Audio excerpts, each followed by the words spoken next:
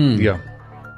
That was sufficient. Yeah. Yes. I totally agree, and you know, I think that education for, you know, the way that you interact with God needs to happen from the home and from your church. Yeah. And it does not seem possible that the state can make those rules, because that's exactly the argument that the Church of Satan came out with when they were like, oh, you're putting the Ten Commandments over here. Well, we're going to bring our thing over here. Yeah. How are you going to tell them no? Yeah. And then, you know, so you have to make provision for everybody, which would then all of a sudden infuse the religion with a ton of different ideas. But that's not what they're doing. They're not making provision for everyone.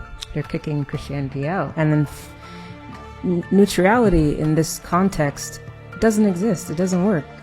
Because at the end of the day, morality is coming from somewhere. So if you completely take out Christianity, it's going to come from somewhere else. We're not going to talk about it or what have you, but it's coming from somewhere, and it's from the other side. No, and this is why there was a general admission in the Declaration that all men are created equal and are endowed by their Creator with certain unalienable rights, you know, the pursuit of happiness and all of this. So there was an acknowledgement that there was a Creator, but there was no specificity given to that religious framework.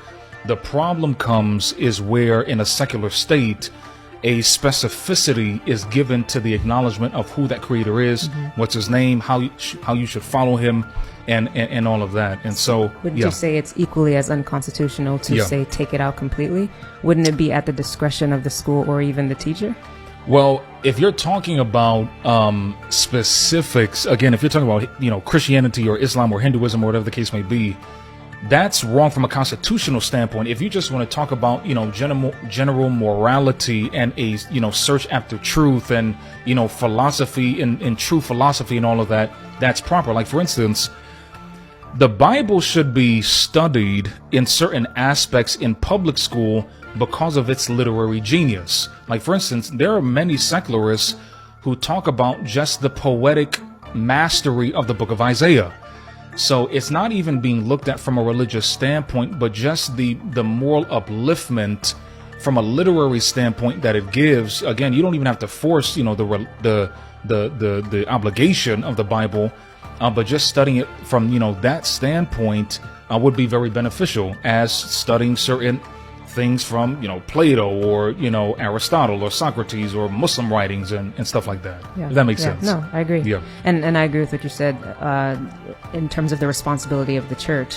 Instead of Christians trying to force Christian beliefs within public schools, they should be sending their children to Christian institutions. And as far as the government goes, don't kick out one. If anything, have an availability of all. I just found it interesting. At the height of this, a few years ago, they were kicking out Christianity, but bringing in NewAge. They're bringing in even secularism, which is a type of different ideology and religion. For sure.